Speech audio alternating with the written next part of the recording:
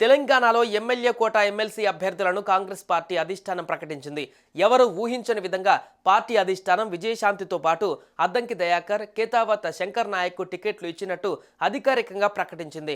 CPI నుంచి ఒకరికి MLC ticket కేటాయించింది.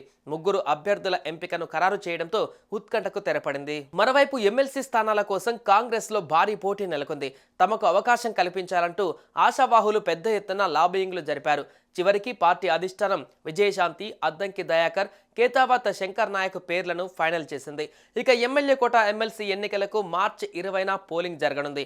ఉదయం 9 గంటల నుంచి సాయంత్రం 4 గంటల వరకు పోలింగ్ నిర్వహిస్తారు. అదే రోజు సాయంత్రం 5 గంటలకు ఓట్ల లెక్కింపు చేపట్టనున్నారు. కాంగ్రెస్ రాష్ట్ర కొత్త ఇన్ఛార్జి మీనాక్షి నటరాజన్ తనదైన స్టైల్లో అభ్యర్థుల ఎంపిక చేసినట్లు కూడా ప్రచారం జరుగుతుంది.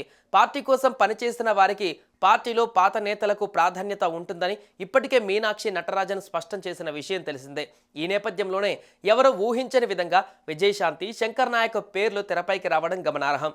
ఎస్సీ వర్గీకరణ నేపథ్యంలో అద్దంకి దయాకర్ మాల సామాజిక వర్గ నేతకు ప్రాధాన్యత లభించింది. ఎమ్మెల్యేల కోటా నుంచి 5 ఎమ్మెల్సీల ఎన్నికకు ఈ నెల 10వ తేదీలోగా నామినేషన్లు దాఖలు చేయాల్సి ఉంది.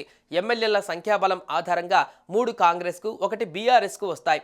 5వ స్థానం కోసం ఎంఐఎంతో పాటు మరికొన్ని ఓట్లు అవసరమవుతాయి. బీఆర్ఎస్ నుంచి కాంగ్రెస్లో చేరిన వారు ఓట్లు వేస్తే కాంగ్రెస్కు 4వ సీటు లభించే అవకాశం ఉన్న సుప్రీంకోర్టుల కేసు నేపథ్యంలో ఈ ఎమ్మెల్యేలు ఎలాంటి వైఖరి తీసుకుంటారన్నది చూడాల్సి ఉంది. అసెంబ్లీ ఎన్నికల సమయంలో ఇచ్చిన హామీ మేరకు తమకు ఎమ్మెల్సీ స్థానం ఇవ్వాలని సిపిఐ కోరింది. సిపిఐ అగ్ర నాయకత్వం కూడా కాంగ్రెస్ ముఖ్య నాయకులతో మాట్లాడారు. దీంతో ఆ పార్టీకి ఒక స్థానం కేటాయించారు. అభ్యర్థి ఎంపికపై ఇప్పటికే సిపిఐ రాష్ట్ర కార్యవర్గం చర్చిస్తుంది.